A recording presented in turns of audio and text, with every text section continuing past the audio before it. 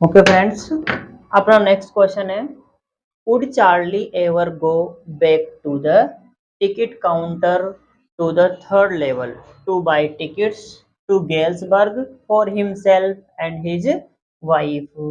क्या कहता है क्वेश्चन कि क्या चार्ली फिर से वहां जा पाता है? कहां पर?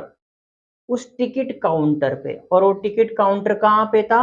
थर्ड लेवल पर। कि जो थर्ड लेवल पर जो टिकट काउंटर बना हुआ है, क्या चार्ली वहां पर जा पाता है अपने लिए और अपनी वाइफ के लिए टिकट खरीदने के लिए? क्या वो वहां जा पाता है? तो इसका आंसर है कि चार्ली वहां जाना तो चाहता है परंतु वहां नहीं जा पाता। क्यों? क्योंकि ऐसा कोई भी थर्ड लेवल है ही नहीं, ये केवल चार्ली की इमेजिनेशन है, कल्पना है। तो देखिएगा इसको किस प्रकार से लिखना है।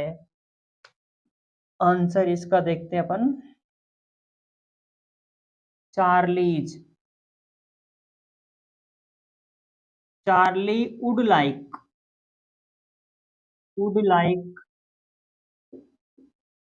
To go Charlie would like to go back, यहीं से लिखेंगे।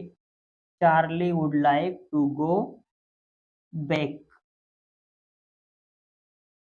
To the ticket counter to the ticket counter to the ticket counter to the third level to the third level to buy tickets। ये सारा प्रश्न ही चल रहा है। To buy tickets to Galesburg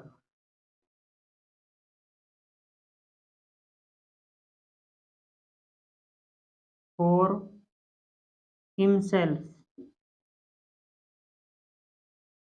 himself and his wife. मतलब वो अपने और अपनी पत्नी के लिए वहां जाना और टिकट खरीदना पसंद करता है। बट यानी बट परंतु ही वह couldn't do so, but he couldn't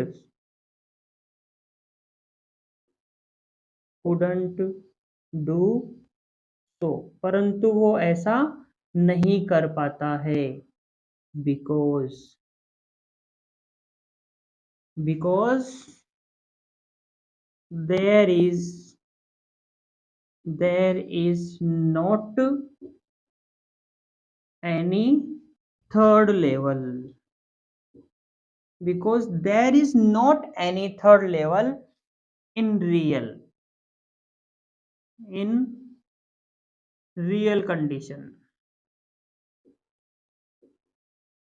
in real condition. वो ऐसा नहीं कर पाता, परंतु ही कुडंट डू सो, परंतु ऐसा नहीं कर पाता है बिकॉज, क्योंकि there is not any third level in real condition, वास्तव में ऐसा कोई थर्ड लेवल नहीं है। It is only in Charlie's imagination, या फिर it is only this world is in only Charlie's imagination. It is in Charlie's imagination. Charlie's imagination. ये केवल चार्ली की इमेजिनेशंस में है, रियल में ऐसा कोई वर्ल्ड नहीं है। इसलिए चार्ली, देखिएगा एक बार और, Charlie would like to Charlie would like to go back to the third level. Charlie third level पर जाना पसंद करता है। Ticket to the ticket counter to the third level to buy ticket से, उस टिकट काउंटर पे, और ticket खरीदने के लिए, कहाँ के लिए? गेल्सबर्ग के लिए टिकट खरीदने के लिए जाना पसंद करता है। For himself and his wife, उसके लिए और उसकी पत्नी के लिए। बट यानी परंतु ही कुडंट डू सो, वो ऐसा नहीं कर पाता है बिकॉज, क्योंकि there is not any third level in real condition, वास्तविक स्थिति में ऐसा कोई थर्ड लेवल है ही नहीं। It is in Charlie's imagination, ऐसा तो केवल चार्ली की इमेजिनेशन में है, रियल में ऐसा कोई भी थर्ड लेवल नहीं है। ओके फ्रेंड्स, नेक्स्ट क्वेश्चन है हु इज जो, जो कौन है। हाउ डज शी रेस्पॉन्ड, किस प्रकार से वो रेस्पॉन्ड करती है to her father's story telling, उसके पिता की कहानी टेलिंग, जो कहानी स्टोरी टेलिंग है उसको कैसे वो रेस्पॉन्ड करती है, मतलब वो किस प्रकार से उसका जवाब देती है या कैसे प्रत्युत्तर जवाब क्वेश्चन आंसर करती है अपने पिता के प्रश्नों का। तो देखिए हु इज जो, जो कौन है, तो इसका आंसर लिखते हैं अपन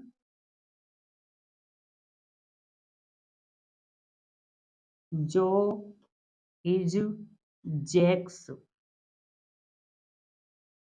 Jo is Jack's 4 year 4 year old daughter.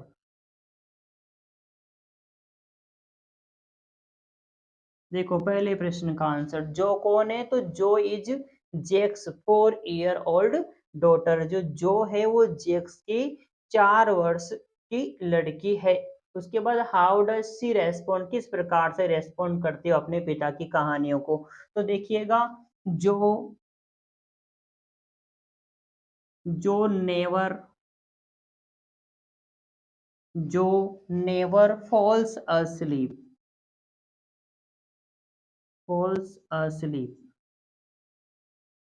जो नेवर फॉल्स asleep until या till she till she listen the tales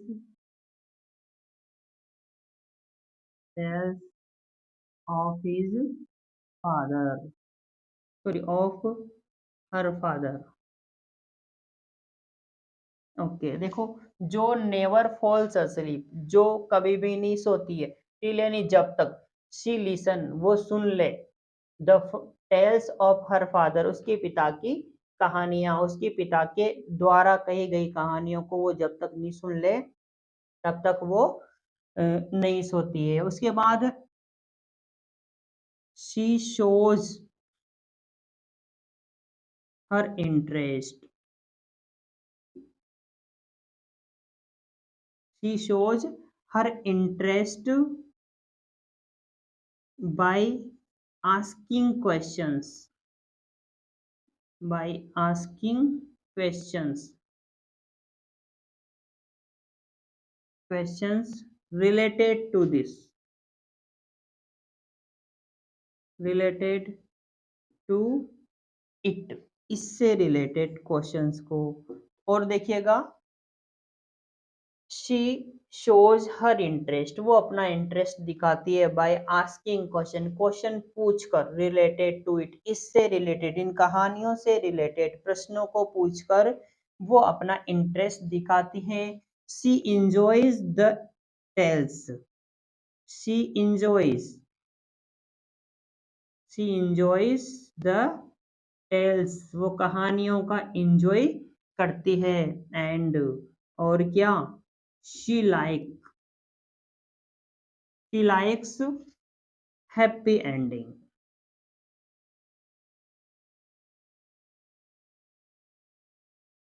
उसे हैप्पी एंडिंग्स पसंद है, क्योंकि जो स्कंक की कहानी जो हैप्पी एंडिंग नहीं थी वो जो को पसंद नहीं आती है। Okay friends, next question, what did the tiger king do to find the required number of tigers to kill? What did the tiger king do? Tiger king क्या करता है to find यानी पाने के लिए, the required number of tigers to kill मारने के लिए, जो टाइगर्स का रिक्वायर्ड नंबर है, आवश्यक टाइगरों की संख्या है, उसे पाने के लिए वो क्या करता है। तो देखिएगा इसका आंसर क्या बनेगा, क्या योजना बनाता है कि उसे रिक्वायर्ड नंबर ऑफ टाइगर्स मिल सके। तो देखिएगा the Maharaja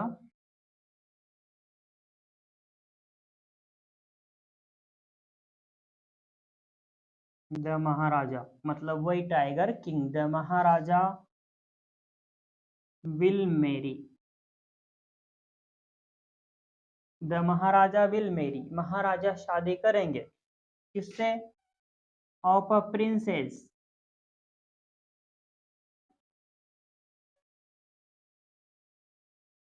of a princess.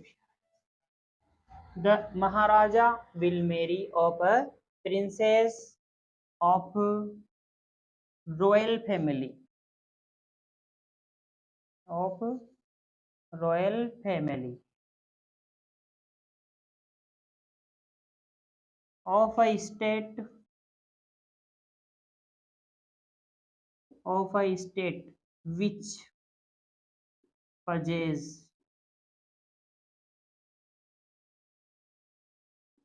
which possesses large number which possesses large number of tigers। देखिएगा, the maharaja will marry maharaja शादी करेंगे ऑफ अ प्रिंसेस एक राजकुमारी से, ऑफ रॉयल फैमिली जो एक रॉयल फैमिली की हो, शाही परिवार से हो, और ऑफ अ स्टेट और एक ऐसे राज्य से हो, विच यानी जो की, पजेज यानी रखता हो या जिसके पास हो, लार्ज नंबर ऑफ टाइगर्स टाइगरों की एक बहुत बड़ी संख्या हो, ऐसा कोई स्टेट हो, उस स्टेट के किसी राजा के लड़की से महाराजा शादी करेंगे, जिससे क्या होगा? In order to in order to जिससे कि, इन ऑर्डर टू मतलब जिससे कि, या इन ऑर्डर टू फाइंड, यहां से लिख देंगे फिर तो पूरा प्रश्न यहाँ पर, in order to find the required number of tigers to kill। the required number of tigers to kill।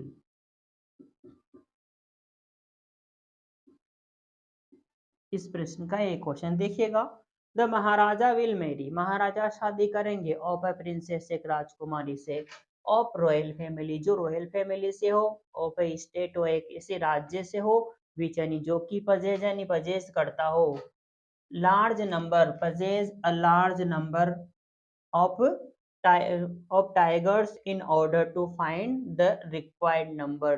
उसके पास बहुत सारे टाइगर हो ऐसा राज्य, जिससे कि इन ऑर्डर टू फाइंड पाने के लिए, the required number of tigers to kill चाही गई संख्या उसे मिल सके टाइगर्स की, जिनको वो किल करना चाहता है। यदि ऐसा किसी राज्य में होता है तो वो उस राजकुमारी से शादी करेगा।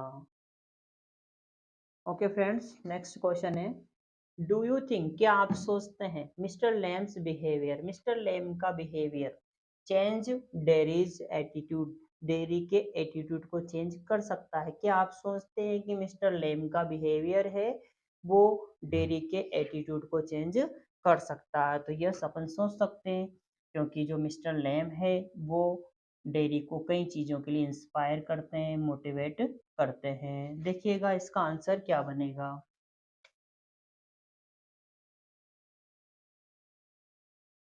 Mr Lam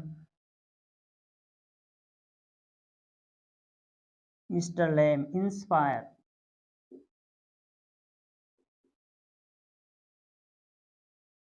Mr. Lamb inspires dairy. Mr. Lamb inspires dairy to get freed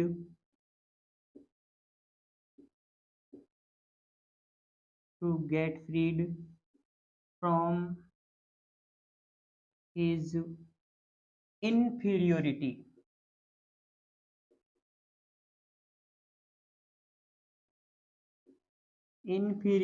complex। Okay, mister Lamb inspires mister Lamb है वो इंस्पायर करते हैं डेरी डेरी को, टू गेट फ्रीड, फ्री हो जाए, वो मुक्त हो जाए, फ्रॉम एनी से, किससे, हिज इनफीरियोरिटी कॉम्प्लेक्स, उसका जो इनफीरियोरिटी कॉम्प्लेक्स है, जो अपने आप को हीनता की दृष्टिकोण से जो देखता है, अपने आप को हीन मानता है, उस चीज से स्वयं को मुक्त होने के लिए वो उसको इंस्पायर करते हैं। और साथ में क्या, mister Lamb motivates, mister Lamb motivates, mister Lamb motivates him, उसको मोटिवेट करते हैं, किसके लिए, टू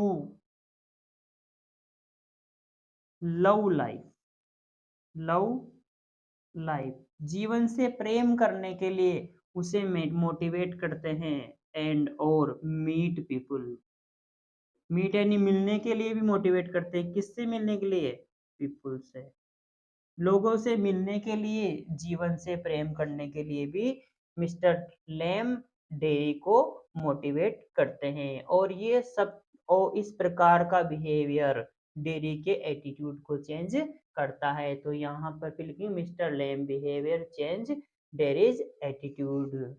सो यानी इस प्रकार से, यहाँ से मिस्टर लेम्स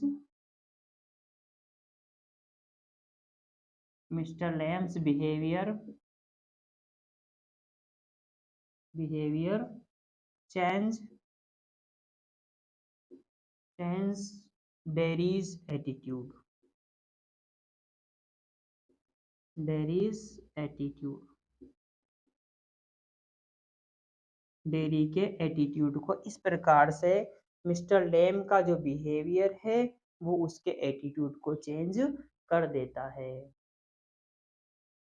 ओके दोस्तों, क्वेश्चन है, what will doctor Sadao and his wife do with the man, कि डॉक्टर सदाओ और हिज वाइफ उसकी पत्नी डू यानी करते हैं विद द मैन इस व्यक्ति के लिए, व्हाट यानी क्या, डॉक्टर सदाओ और उसकी वाइफ उस व्यक्ति के लिए, उस अमेरिकी सोल्जर के लिए क्या क्या करते हैं। तो देखिएगा, doctor Sadao doctor Sadao and his wife his wife helps help the man so that जिससे कि he could या he can get recover he can get recover, वो रिकवर हो सके, एंड गेन प्राप्त कर सके, स्ट्रेंथ, एक तो ये काम करते हैं, उसकी हेल्प करते हैं, doctor सदाव and his wife help the man, उस व्यक्ति की सहायता करते हैं, सो दैट जिससे कि ही कैन गेट रिकवर, वो रिकवर हो सके, एंड गेन स्ट्रेंथ और वो शक्ति प्राप्त कर सके। इसके अलावा doctor सदाव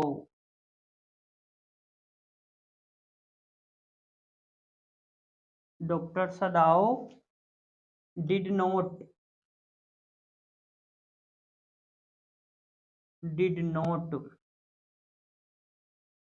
hand him over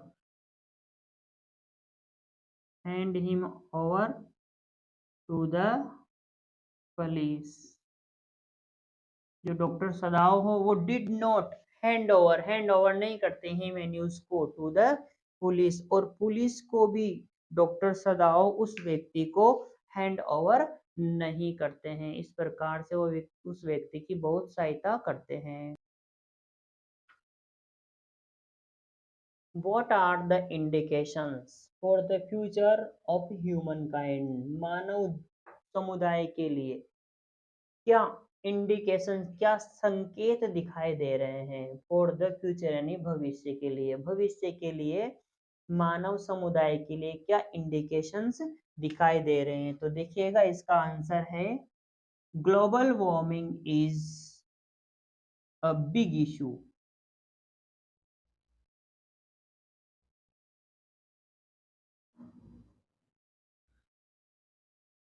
Global warming is a big issue. पहला संकेत, global warming is a big issue, कि जो ग्लोबल वार्मिंग है वो एक बड़ा इशू है, बहुत बड़ा इशू है व्यक्ति के लिए। इसके अलावा ये भी हो सकता है कि द वर्ल्ड ये दुनिया में नॉट रिमेन, में हो सकता है नॉट रिमेन, द वर्ल्ड में नॉट रिमेन दुनिया न रहे, एज एज यानी जैसे कि as we know it, as we know it, जैसी कि हम इसको जानते हैं वैसी दुनिया हो सके नहीं रहेगी। उसके अलावा there is real threat,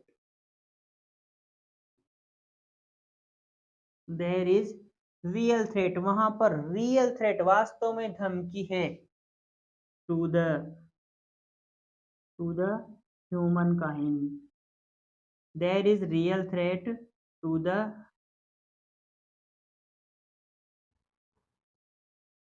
human kind,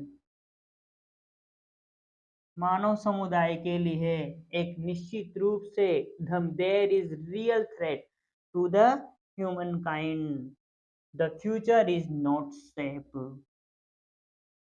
the future of humankind, the future of humankind is not safe, humankind का भविष्य सेफ सुरक्षित नहीं है। ओके, क्वेश्चन है what were the precautions taken, what were the precautions taken for the smooth conduct of the examinations, उस exam को smooth conduct करने के लिए, बिना किसी परेशानी के एग्जाम संपन्न करवाने के लिए क्या क्या प्रिकॉशन टेकन, मतलब क्या क्या पूर्व सुरक्षाएं या सावधानियां बरती गई, मतलब इवांस का एग्जाम था वो बड़े ही अच्छे तरीके से स्मूथली कंडक्ट हो जाए, इसके लिए क्या क्या सुरक्षा बरती गई थी। तो देखिएगा सबसे पहली सुरक्षा क्या थी, the exam was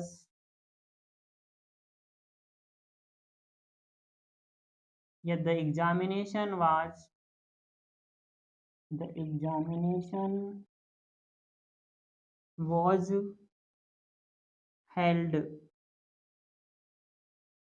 held in Evans cell, Evans cell, जो एग्जाम था वो इवांस की ही सेल में आयोजित किया गया, the examination was held in Evans cell, exam Evans की सेल कोठरी में वहीं पर आयोजन किया गया, उसे कहीं अलग जगह नहीं ले जाया गया, पहला। दूसरा, no visitor, no visitor was allowed to see him, उसे देखने के लिए कोई भी विजिटर अलाउ नहीं किया गया था, no visitor was allowed to see him, उसे देखने के लिए कोई भी विजिटर, कोई भी व्यक्ति को अनुमति नहीं थी। उसके बाद the invigilator was, the invigilator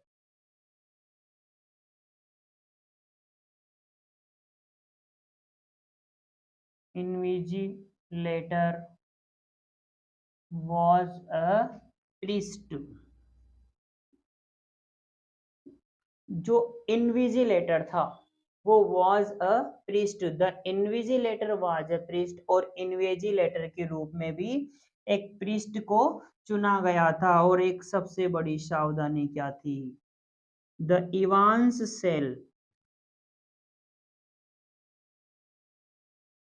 the Evans cell, Evans की जो सेल थी वो वॉज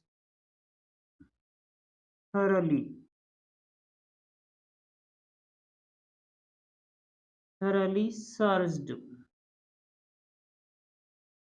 इवांस की जो सेल थी उसको थरली सर्च किया गया, बहुत ध्यान से सर्च किया गया, सो दैट जिससे कि नो वेपन्स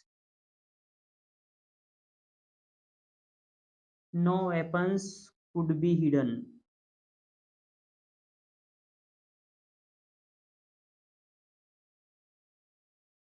देखिएगा, the Evans cell was thoroughly search, Evans की सेल को काफी ध्यान से सर्च किया गया था, सो दैट जिससे कि no weapons could be hidden, वहां पर किसी भी प्रकार के हथियार को नहीं छुपाया जा सके। इस प्रकार से इवांस की सेल को काफी अच्छे से सर्च किया गया। इस प्रकार से दोस्तों हमारे द्वारा कुछ प्रश्नों को हल किया गया। यद्यपि हो सकता है एग्जाम में सेम क्वेश्चन नहीं मिले हमें, क्वेश्चन बदल सकता है, फिर भी उन क्वेश्चंस को लिखने के लिए ये जो दिए गए प्रश्नों के उत्तर है वो हमारी बहुत अधिक सहायता करेंगे। और इन प्रश्न आने वाले प्रश्नों का इन उत्तरों की सहायता से, इन प्रश्नों को अभ्यास जो किया गया उसकी सहायता से हम उन प्रश्नों के जवाब आसानी से लिख पाएंगे।